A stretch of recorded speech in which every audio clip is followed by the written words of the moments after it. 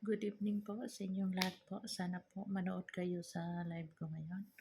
Mag-live ako na maaga kasi pagod ako na araw na to.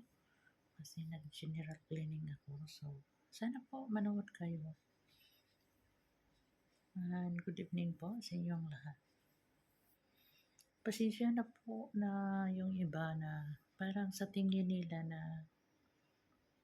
yung content ko na parang bastos sa tingin nila.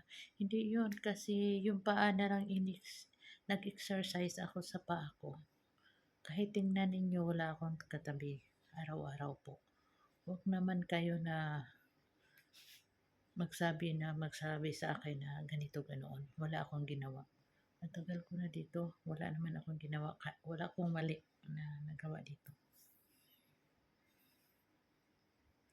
Pasensya na po kung anong tingin niyo sa akin. Ako ang nakakaalam.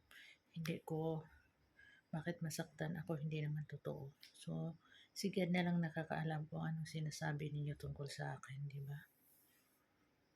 Ang hirap apihin ka ng kapwa mong Pilipino. Pero okay lang. At least, hindi ako nang api sa kanila. May kapalit naman yun. Kung inapi ka ng tao, mas may blessing ka pang dumating. Yung nang api sa'yo, hindi ko na lang alam. Hindi ko magsabi kung ano ang paratang niya kay God sa kanya. So, nagpasalamat pa din ako kay God na lagi siyang nagkabay sa akin at hindi niya ako pabayaan. Salamat po sa inyong lahat at God bless you everyone.